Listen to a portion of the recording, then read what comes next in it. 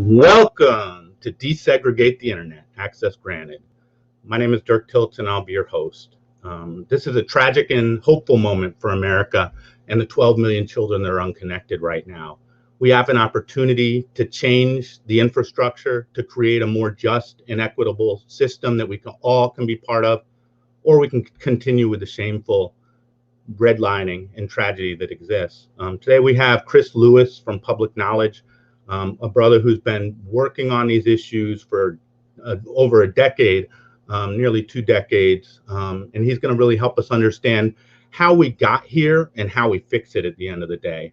But let's talk about where we are, what happened when distance learning hit.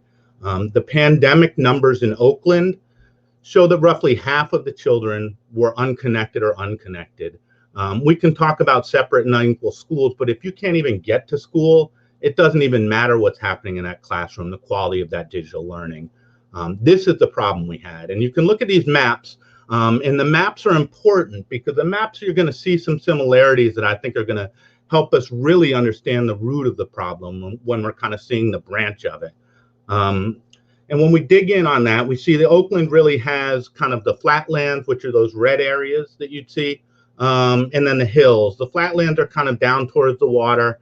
And when you look at here, these flatland areas, 40% of households in Oakland high-need neighborhoods had no internet connection when the pandemic hit. 40%. And how did we get here?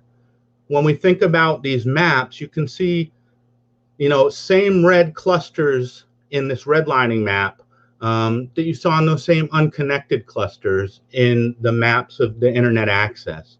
And redlining, let's talk about that for a second. That's a government map. That was a map put together around areas that basically said where different folks could live. Those red areas were places that Black and brown folks could live. The other places were places that white folks could live. The nature of redlining was that they created a situation where we had very few places we could go in the Bay Area. So you're going to have overcrowded red areas potentially. There's also less political power for Black and brown folks. So the services in those areas are often underserved. They're underinvested in, everything from sewage to internet. And you're also going to see within those maps, this is the map of connectivity and speed. It looks very much like the redlining map. And the reality of this is government programs that set these maps up. That created some places that were rife with opportunity and some places that were bereft of opportunity.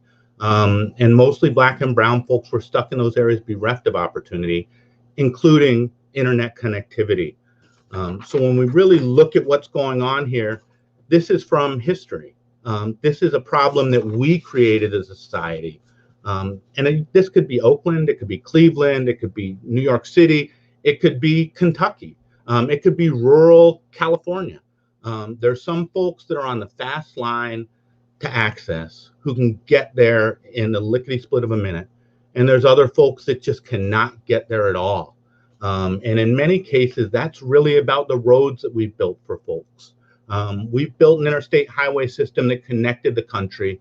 We need to do the same thing with a broadband system, a fiber that connects the country and promises everyone that equal on-ramp to opportunity that the internet has. And today, we're going to look at those. You saw the maps. You saw what it looks like. There's something eerily similar about the folks, the redlined areas there, and where access is. And you could also look at asthma rates, and they'd go right there too. You could look at school quality, it would go right there along those red lines. You could look at homicides, it would go right there. Life expectancy, chronic absence, a whole set of indicators of health that go along those redlining maps. And those are our maps as society. We may not have created them, but we're living with the specters that came from them. And now it's a chance to do something better, to get beyond those. And so I want to really welcome our guest, Chris Lewis, who can really break this down for us in terms of how did we get here? What is digital redlining? And how do we really move beyond this and create a better system going forward? Chris is a longtime advocate. He's the president and CEO at Public Knowledge, Prior to being elevated there, Chris served as the vice president from 2012 to 2019. He helped the organization's day-to-day advocacy and strategy on the Hill and at government agencies. God bless Chris, too, because he also served on the Alexandria City Public School Board. I'm sure it's a very high-paying job with a lot of perks, as most school boards are, and a lot of thank yous, and not a lot of criticism or problems. So God bless, brother, for being a public servant, and that you're a better man than me. He also serves on the board of directors for the Institute of Local Self-Reliance and represents public knowledge on the board of the Broadband Internet Technical Advisory Group. He's worked a long time, even before public knowledge. He was at the FCC. He was the deputy director. He was Senate staffer to Edward Kennedy. And again, worked on the Obama campaign and a whole bunch of roles. So this brother has been doing this work since many of us didn't even know the work was there. So I'd love to hear from you, Chris, about what public knowledge does, and a little bit about you and your work. Absolutely. What an introduction. Thanks, Dirk, for having me back. It's good to see you, my friend. And for folks who haven't heard of public knowledge before, we are 20 years old this year. So I've been here for 9 of those years, and real proud of the history of our organization fighting for digital rights. That's what we do. Promoting an open internet, access to creative works, free expression online. And core to that work over these 20 years has been affordable access to broadband, because without that, you can't deal with all the other issues. It is foundational to have access to the internet to deal with the other issues of online content or intellectual property online, you name it, privacy. First, you got to have the internet. So, yeah, real proud of what we do at PK, and glad to be back on the show. It's great to have you, brother. So tell me, what is digital redlining? Right. Tell me more about this. School me. Yeah, absolutely. So I love that you started where you connected it to where the term comes from. The idea of redlining, if folks haven't studied it, is about some neighborhoods literally drawing a red line around certain neighborhoods when it came to the housing market, where people could live, what their properties were valued at, whether they could get loans. Yeah. And the reason we call it digital redlining is because when broadband providers, have built out their networks over the last couple decades, they may not have had the government drawing maps with red lines like we saw during the battle days of Jim Crow in the 60s and before, but they were, as industry, they were making decisions about what neighborhoods got served and what neighborhoods didn't get served. Before the internet, folks who really know the technology know that the internet was built on top of the phone network, the early internet, pre-broadband era, that old dial-up internet. Exactly. That sound. Everybody knows that sound, that annoying sound. That was internet access over the phone lines. And the reason that anyone could get access to it, whether you were, cutting people off from using the phone, or putting a second phone line into your home, which is what my mom did when in the 90s, when we first got the internet. Everyone could get access to it because there were rules, there were policies in place over decades of law at the Federal Communications Commission that ensured that everyone would have access, or 99.9% of the country would have access to a phone. Why? Because it was the essential communications network of the 20th century. You needed it for emergency communication. You needed it to connect to your job. You needed it for so many important things. Broadband is now the essential communications network of the 21st century. And unfortunately, broadband does not have those foundational rules and laws at the FCC yet that make sure that everyone is connected to it like we had with phones. So when the broadband era started, and we went from dial-up to broadband and higher speeds and higher bandwidth that allowed you to do all sorts of things like live video, stuff like this. not every network was being upgraded to that high quality broadband infrastructure. Neighborhoods were getting left out. Some people at the companies felt like, oh, this neighborhood has good enough broadband. Sometimes they thought it wasn't economical. You'll hear that term to serve this neighborhood versus that neighborhood. And I don't like to call out one company over this because we've seen it from multiple companies, including companies that you wouldn't normally think of. The first studies, shout out to the folks at National Digital Inclusion Alliance. I know you know Angela Seifer and over there. They did some of the first studies on digital redlining in Cleveland and in Dallas, some of the cities that you shouted out, where there was plenty of people there that could be customers, but they weren't getting their broadband networks upgraded. And we saw there that those maps of who had high-speed broadband, who had high-quality broadband, overlaid with income, directly matched your high-income and your low-income neighborhoods. And so it looked just like housing redlining from the past, but instead it was decisions being made at the industry level by the broadband providers without any requirements or rules from policymakers and in the government to say that, no, you have to serve everyone. Yeah, so it's curious to me. As you said, it seems just really, it's like if you had a choice between a landline or broadband and were able to choose one and say, this is my essential utility, I don't think many people would choose a landline right now. So why can't we update? Like it sounds like there was some sense prior, at least around landlines, that you owed that with some sense of equity. That there was some regulation. It wasn't just up to, providers to figure out what they wanted to do. They owe the public a little bit more than that. What happened and why aren't we holding providers accountable? These fools are getting rich right now during the pandemic. Their profits are through the roof. Don't they owe the public something? And a lot of this is being paid with public money right now and going into private coffers. So why aren't we regulating this more, and how can we? Well, unfortunately, the last 2 decades in Washington have been really, really, and even before that, have been really, really deregulatory in the telecommunications space.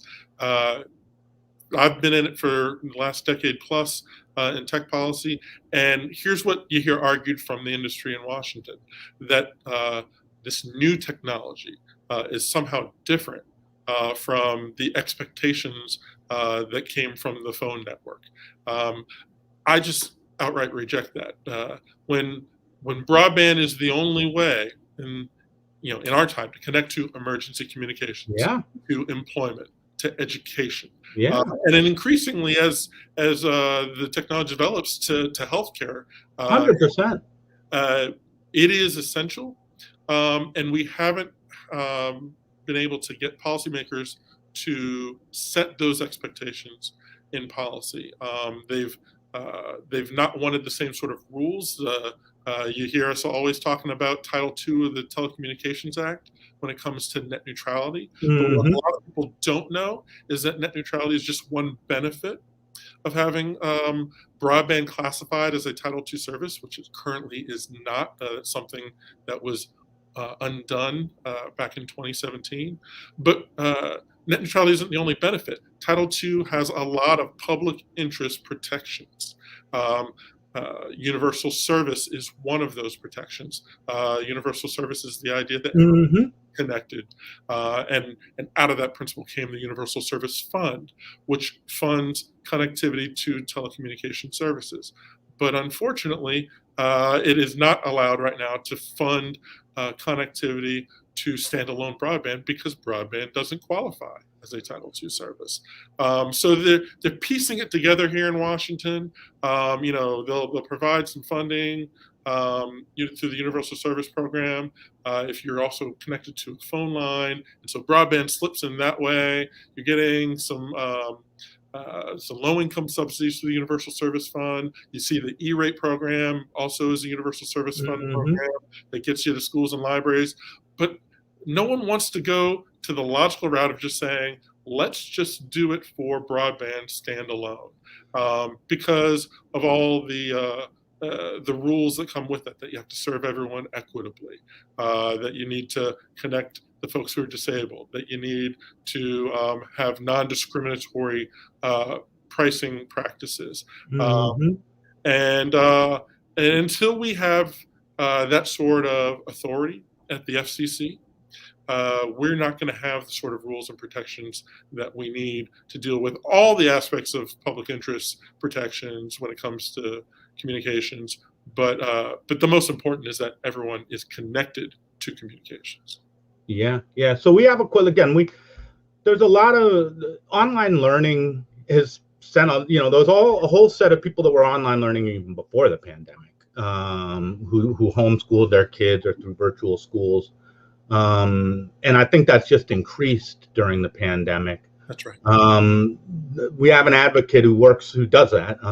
Parents supporting online learning is really what should parents and students be doing now around advocacy on this? Like, this is a moment. I really do feel like everyone's feeling it and understands how deep it is to have a broadband connection. If your broadband is even spotty, you're just going off the rails at home trying to work, much less having to rely on a hotspot or sitting outside of Taco Bell.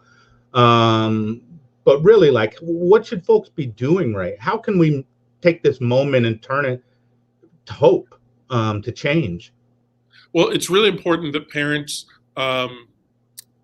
advocate for policy solutions at the local, state, and federal level. And I believe all three are needed. We have an opportunity that we can talk about what's happening at the federal level that I think is critically important.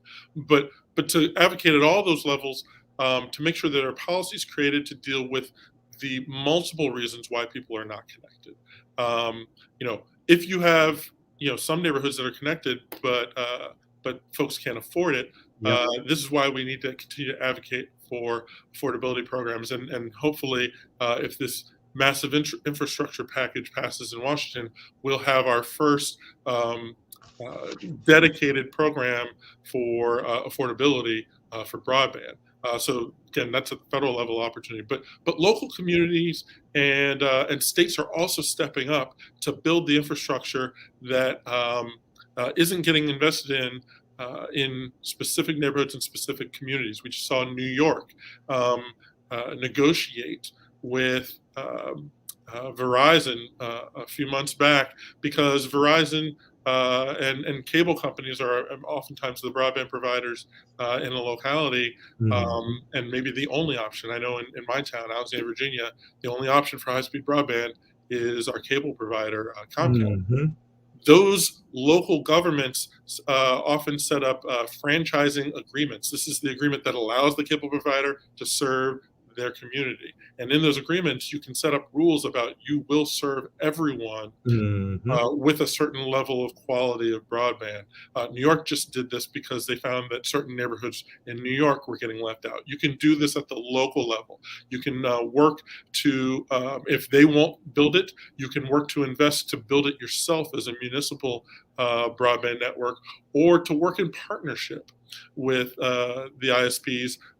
This is very popular to do public-private partnerships, where the high cost of building and digging the conduit into the ground is borne by the local government. We're doing this in Alexandria as well, to try to lower the cost for the providers that can come in and provide the service, and let people sign up for whatever company they want to, getting competition into the marketplace. So local, there's a lot of advocacy you can do to make sure that everyone is served equitably and that every neighborhood gets connected.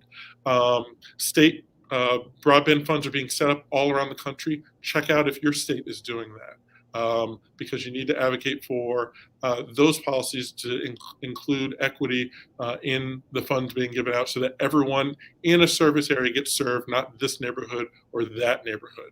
And lastly, the federal level is where, again, the FCC should be the backstop. It should be the nationwide backstop to have rules about everyone getting served properly. And hopefully we'll get there coming out of this infrastructure bill.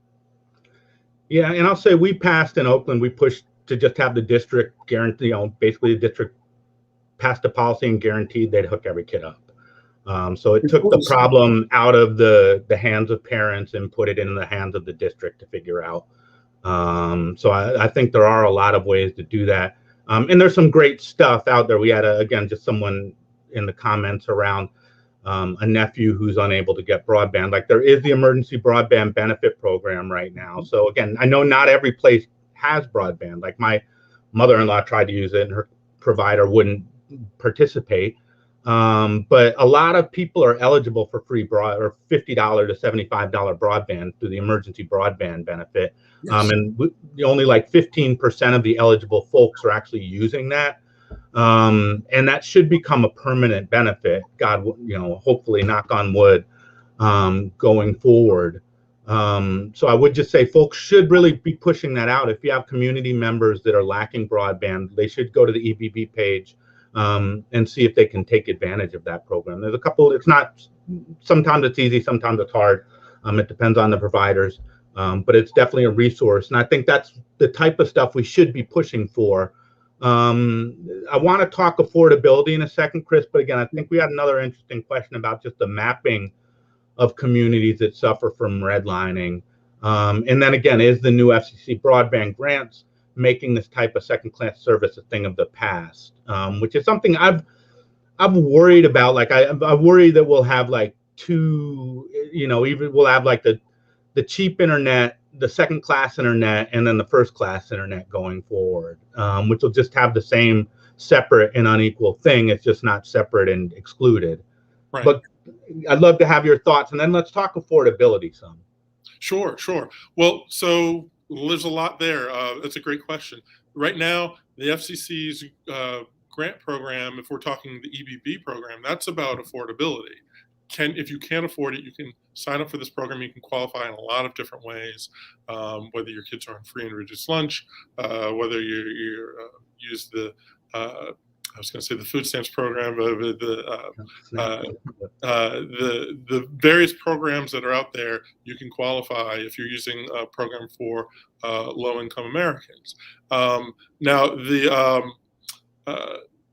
tough part is that there are not really grant programs right now to build out broadband at the FCC. There is the Universal Service Fund, but it is not structured right now well to make sure that everyone gets broadband built out to it. And so I think that's why we're seeing this focus in the infrastructure package to supply money for standalone broadband service. Mm-hmm. We usually hear about it in rural communities. A big focus of the Universal Service Fund is on providing funding to rural areas where the density of population isn't such that you can get a return on your investment if you're a broadband provider. And that's important. Mm-hmm. But what we really need to see are rules around making sure that broadband providers don't pick and choose. So it's not just the grant programs. The grant programs are important. We're hoping that the infrastructure package passes and will provide, it won't be through the FCC. It looks like they're looking at the NTIA, which is in the Commerce Department, to run this infrastructure grant program. But we need to see that passed. We need to see it passed with strings that require build out and service to everyone. And we need the FCC to be empowered to study the market and to create rules around serving everyone. Hopefully, we'll also see the Universal Service Program reformed, and that's a longer-term important step that needs to happen to make it work for broadband-only services. We haven't seen that yet. I think the FCC could do that on its own if it wanted to. Probably right now they don't feel empowered to do so because they haven't fully staffed the FCC. We only have right now 4 commissioners of the FCC, and we're about to lose one. So we really need to see the Biden administration and the Congress quickly confirm a full 5-member FCC so they can get to on this sort of stuff. Yeah, we're really struggling getting the FCC empowered to do the work it needs to do right now, Dirk. And that's not a knock on the current commissioners. Yep. The folks who are there are doing what they can. but we need a full 5 commissioners to get there. Yeah, no, again, I love the FCC is something I never think I would have said as a sentence. But the stuff they're doing is really all in the right direction. And so I do think I didn't actually know someone was dropping off. I heard it was deadline, it had that 2-2 deadlock. So that's extra unfortunate. Do you see, Dirk, if the Biden administration doesn't name a chair of the FCC soon, the acting chair, Commissioner Rosenworcel, her term is up.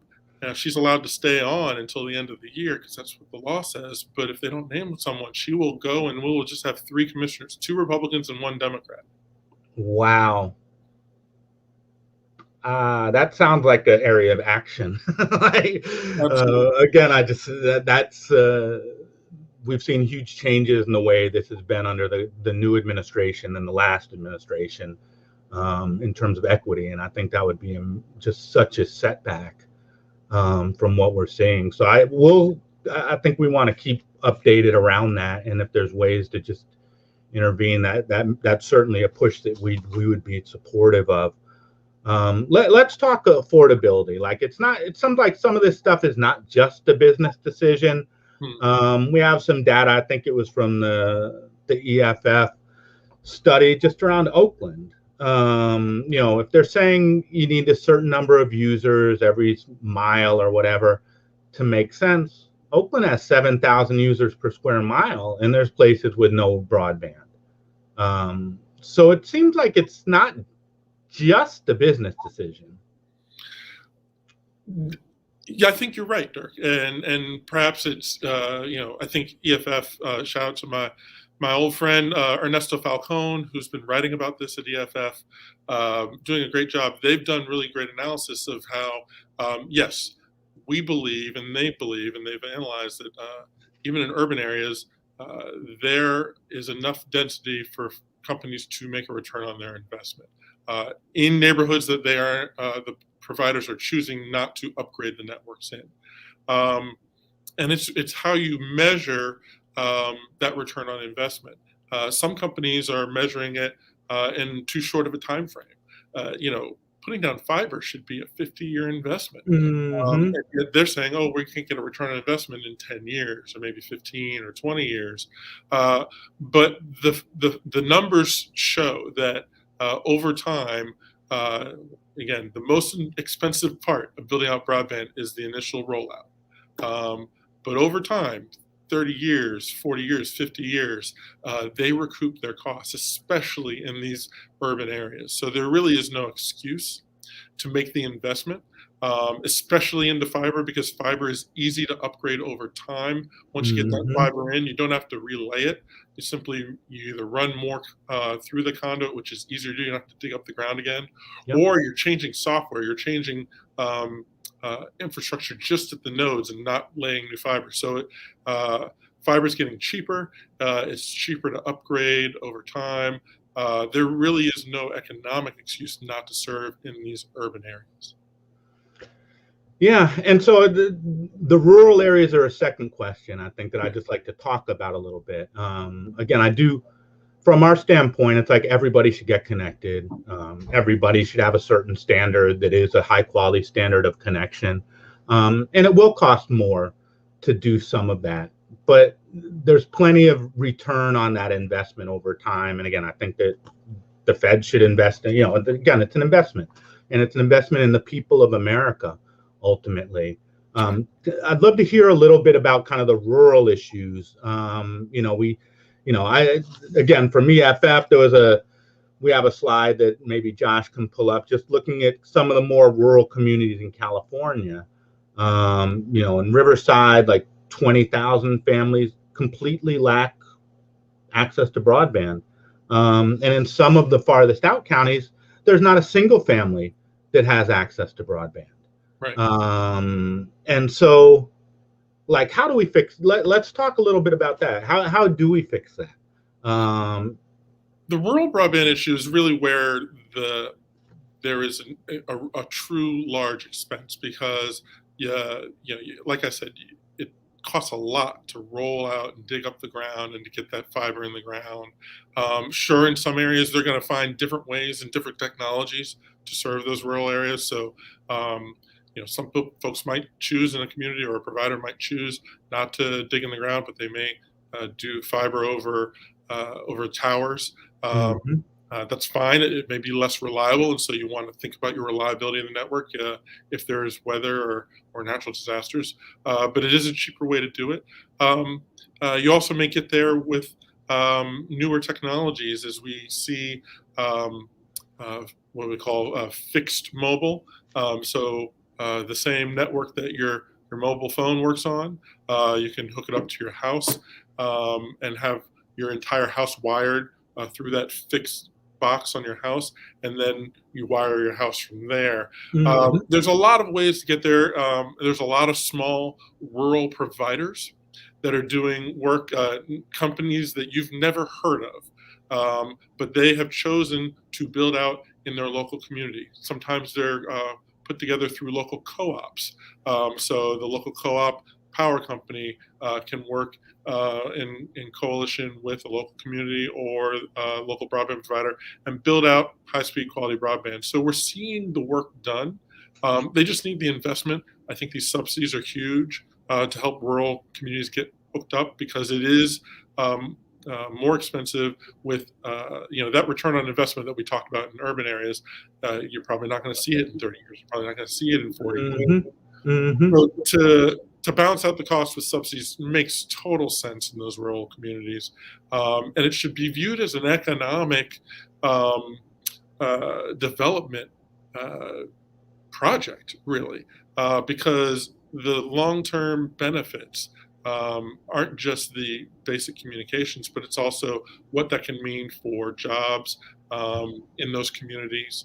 That maybe the young people in that community will be more enticed to stay locally when they know they can work remotely Yeah. from Yeah. their small rural towns.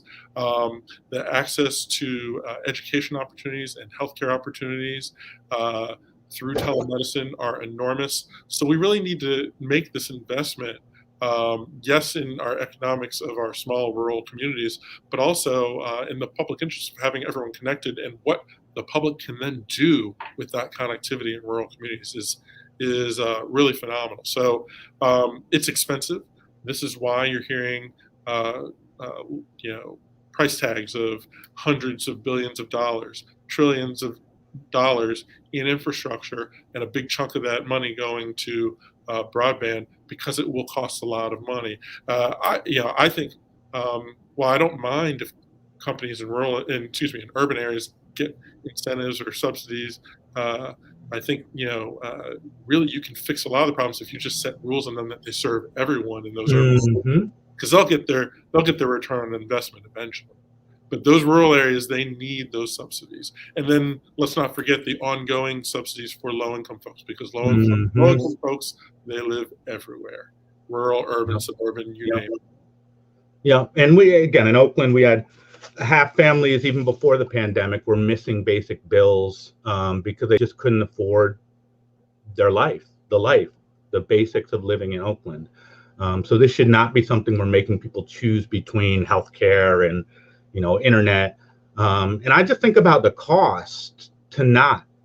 Like what economic opportunities do you have if you aren't familiar with the internet? If you're not fluent in even the most basic pieces of using the internet, like really, what jobs can you have? You can have kind of surf style jobs, um, and you'll have a challenging economic future that'll always be kind of hanging by a thread.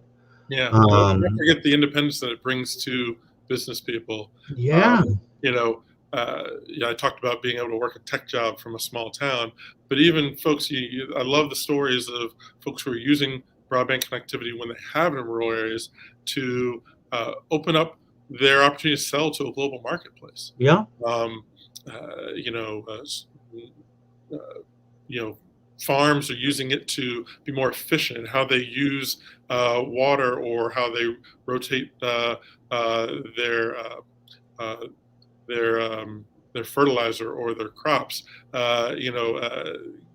Wireless connectivity on farms is a big thing because the devices or the equipment that they're using is now connected to the internet. Mm-hmm. And so I'm speaking like I know. I live in an urban area, like I'm a farmer myself. I don't really know, but I hear people talking about it, and they want to be able to make these upgrades to make their agriculture work more efficiently, um, to be more environmentally friendly, and these are all things we should encourage, and broadband can help us get there. Yeah, and I think there's just emerging technologies. Again, we had a question just around low orbit balloons or versus fiber, or these kind of other potential ways to do connections. And I think that we'll just get better, probably over time in terms of alternate ways to do these kind of mesh networks or all these other things you're kind of hearing about now as ways to actually make this work. But I'm curious, are there other kind of technologies out there that you think might be brought to bear in solving? There are different. The rural thing is kind of different than the urban thing in terms of the challenge of infrastructure. There are tried and true. Fiber is tried and true. It's reliable. It's high speed, and it works. Yeah. But we're seeing more and more testing in the industry on other technologies to try to be not a complement, but on the same level as fiber. We haven't seen it yet, but I'm encouraged by what folks are trying. For example, in the mobile space, folks continue to experiment with using what they call TV white spaces. This is the space in your spectrum band between the TV channels, between the broadcast channels. Why is that important? Because broadcast TV has the sweet spot of spectrum. It's the spectrum that not only can travel long distances, but it can also penetrate walls and go through trees. And so give broadband access through those parts of the spectrum in between the TV channels. Your broadband connection can also do the same thing over wireless. So they're looking at that. The satellite industry is probably the most exciting conversation about new technology. We haven't seen it proven yet, but some folks have satellite broadband now, and they know that it's just not as good as what you can get from a wired line. But that's because those satellites are way up high in a high orbit. Companies like Elon Musk's company and Amazon are testing out what we call low Earth orbit. So much lower satellites, lower in orbit, and a whole lot of them. Why? Because you need it for reliability's sake. But because just going from a high orbit to a low orbit, the hypothesis and what they're hoping is that you'll be able to offer speeds that are competitive with fiber over time to rural areas. We don't know if it'll work yet for urban areas, because once you have that many people getting that satellite stream and that many households in a small geographic area, it may not be as competitive, but it might be a solution for rural areas. And so we're excited to see if that works. We're big advocates for fiber. We're big advocates for high quality speed standards. But we don't want to discourage these companies for trying these ways to experimenting and creating these new ways to reach rural communities, so that we find a way to get there one way or another. Yeah. So what would it cost if we were going to hook everyone up to broadband? You hear a lot of numbers thrown out there. The infrastructure package that was approved in the Senate, we don't think gets you quite there, and that's on the order of a few hundreds of billions of dollars. I'm sorry, excuse me, tens of billions of dollars. We're hoping that you're talking 100 billion or more to get everyone connected and to make a real push to get closer to universal connectivity. It doesn't mean it's going to stop there. You got to have the ongoing subsidies for low-income folks. You got to have rules to make sure that that money is spent wisely in building out to communities that don't have it. You got to have rules around make sure that people are served in urban areas equitably. So policy is important. It's as important as the money, but the money is a big price tag if we're going to get there. And so, I think, what we see in this infrastructure package will be a huge down payment, and it'll let us know if we need to do more in the future. But we got to get that package passed first. We're excited that the Senate passed it. We're hoping the House will move on it, and we hope that it'll include some of the policy proposals that, it's not just money. There are policy proposals in there, specifically on digital redlining, that say, FCC, we want you to work on these rules to make sure that digital redlining, they call it digital discrimination. I think that was a term they found more palatable. But the idea is the same, that you can't discriminate from one neighborhood to the next based on income or race. That's really important. We need to see that stay in the package. So tell me, what's going on the federal level? Like, what are some of the campaigns you guys have? Again, I think part of this is, and we'll push the show out afterwards, is really like, how can folks get involved? How can we all work together to kind of solve this problem and create something that's better when we come out the other side, rather than just the same old thing with somebody getting paid? So what's going on the federal level, and what are some of the campaigns? How can folks get involved? Yeah, there's, certainly public knowledge. You can go to our website and take action there. There's a lot of other great groups that we work with all the time, whether, it's folks in National Digital Inclusion Alliance or Free Press or other organizations. But if you're interested in taking action, go to some of those organizations' websites where you see our Act Now page, where you can take action to contact a member of Congress and to push for connecting everyone to broadband, among other actions that we have going on right now to make your digital rights protected in Washington. And then stay tuned to those groups. I can't encourage people enough that, our website, allies like Free Press and NDIA and EFF, you want to stay tuned and subscribe to them. We want you to follow us, yes, but it's for a reason. It's because the fight doesn't stop with this infrastructure package. There's ongoing work that we have to do. Let's say this infrastructure bill passes the House, and they get it to the president, and he gets it signed. Well, there's going to be a fight at the FCC around those digital redlining rules, and we'll be able to connect you to that fight and to take action there. We want folks to stay connected. We want folks to stay connected to making sure that the money is spent well. So if you're not seeing the impact in your community, we want you to reach out and talk to us about it. So subscribing on our websites, subscribing to follow us on social media, public knowledge, and our other allies out there that we work in coalition with is a great way to stay connected to the ongoing fight.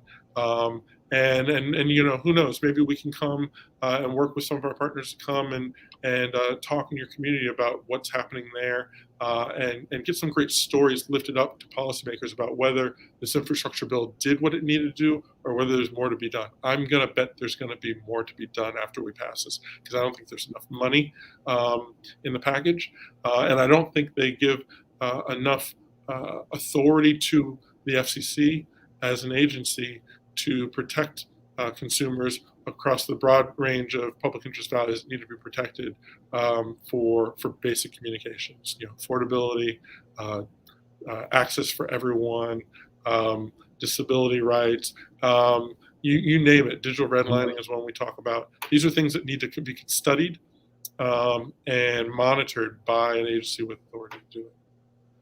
Yeah, no, and I appreciate the role that you and folks like you are playing. I recognize that it's not always one side versus the other side. No. But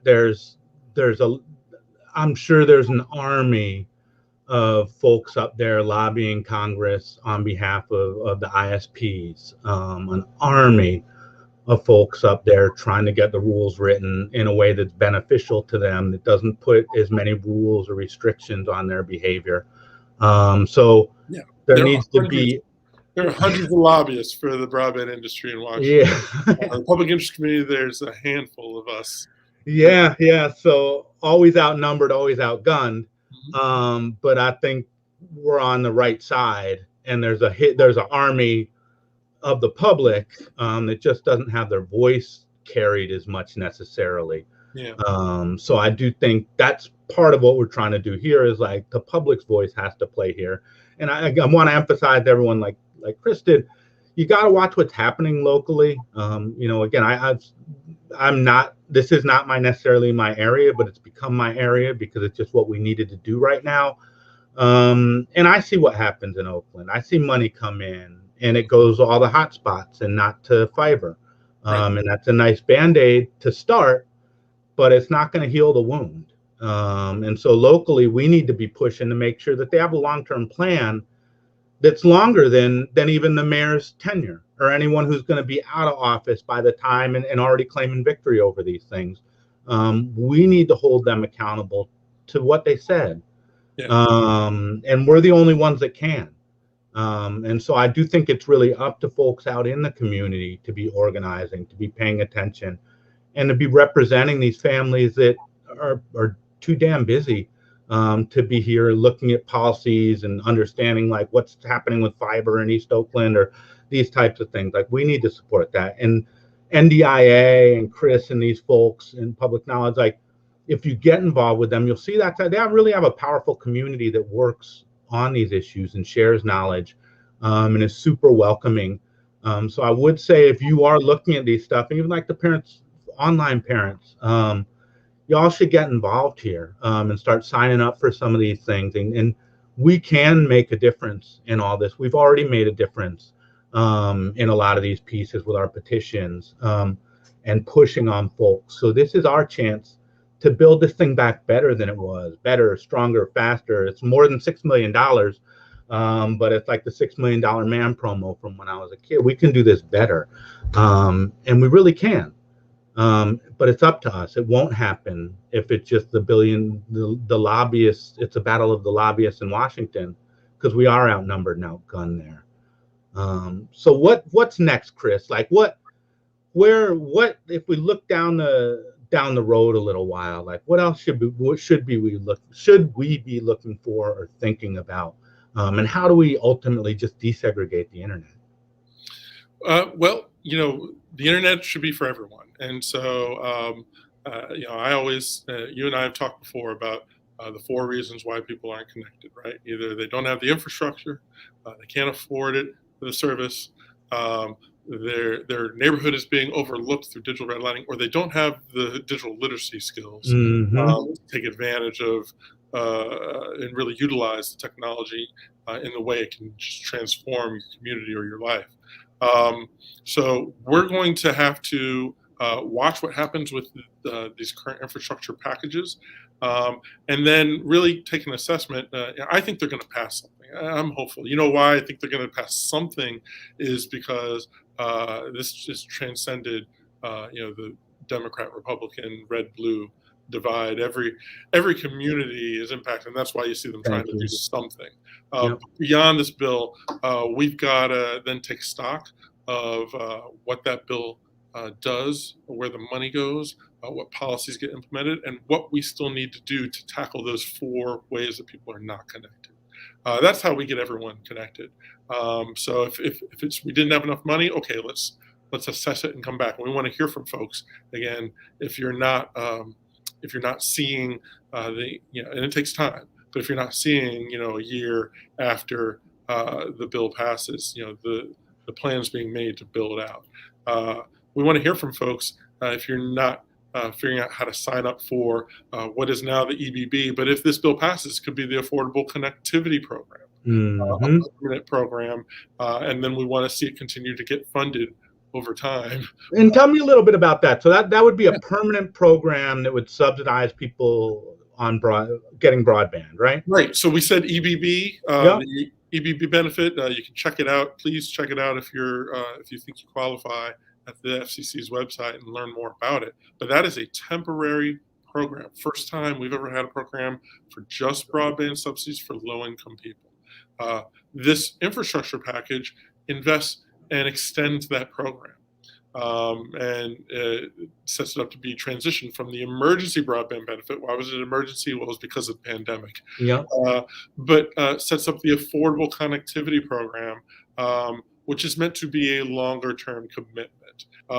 It doesn't have funding figured out for decades and decades, but it's got a large investment so that policymakers can figure out how to fund that program for the long haul. So this is meant to be a long-term investment. It's something we need to keep an eye on and make sure people are signing up for if this bill passes. In the same way that we wanted people to take advantage of the emergency broadband benefit during the pandemic. We always say poor people were around before the pandemic, they'll be around after the pandemic.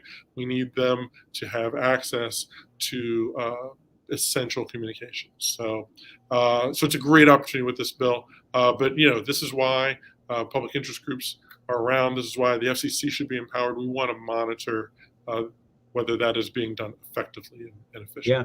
And so sign up. Again, if you know anybody who does not have broadband who wants it, and I'm sure they want it, check it out.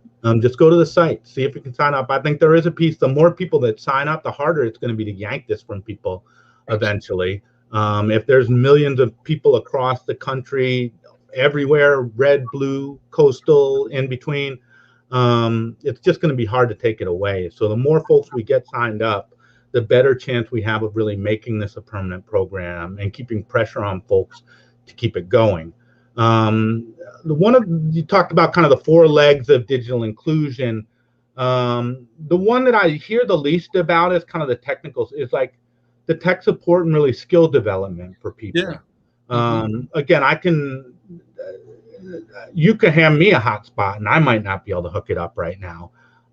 So how do I'd love to just hear more about that and what kind of work is happening there. I feel like that's kind of lost on some of this. Like, again, they'll give our parents a computer, a hotspot, and then it's like call Comcast to get it set up. And that's often not, the most annoying moment of your life is when you call technical support and they're like, hey, your call's important to us and we'll be here in a minute. It's like, no, it's not, and you won't. And that's what parents experience, maybe in a language they don't even understand.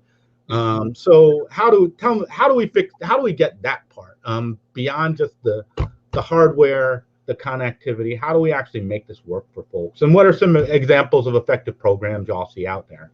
Well, I tell you what, the digital equity movement is really growing, and I can't shout out enough the work of the National Digital Inclusion Alliance.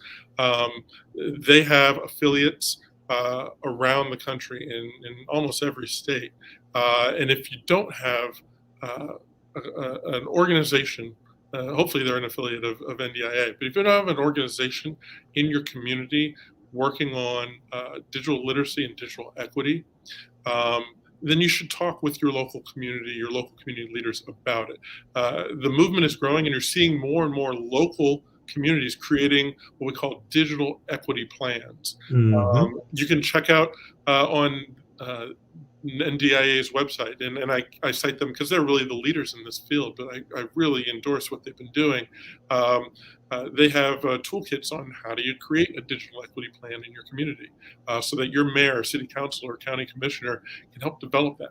Why is that important? Because digital equity plans go beyond just the individual person, your grandma, your mother, your sister, your brother, knowing how to use the technology. And that is important. We need those community groups that can train people. But you also want to have a plan for your community so that you're maximizing the use of the technology, so that you're bringing in the entrepreneurs and the business folks in the business community to talk about, okay, now that we have broadband, how are we going to use it to its fullest potential? How are we going to make the investments in jobs, in telemedicine, in our schools, so that we are prepared to use this fiber network in a way that brings us all the benefits that it can bring. So you want to utilize broadband in a way that's smart. Come up with a digital equity plan as a community that, yes, takes care of the individual, but also thinks about the community as a whole. Yeah, I love that, because again, it's an ecosystem here, and it's not driven by. It kind of has been driven by individual wants and needs right now, and it shouldn't be. It needs to be driven by community needs going forward. So we're about at time, Chris. I'd love to hear if you have final thoughts, if you have final pushes or stuff you want us to do or to share out. It's yours. Dirk, I just appreciate you creating this forum, and I hope folks continue to follow you and your show, because you're really connecting people to the policy discussions we have every day here in Washington. And so I encourage folks to check us out on our website, follow us on social media at publicknowledge.org, or publicknowledge.org, excuse me, or at publicknowledge on Twitter, and to sign up so that you can be a part of the effort to make sure that everyone is connected to affordable open internet service. There's so many fights we have going on. It's going to heat up again now that Congress is coming back next week.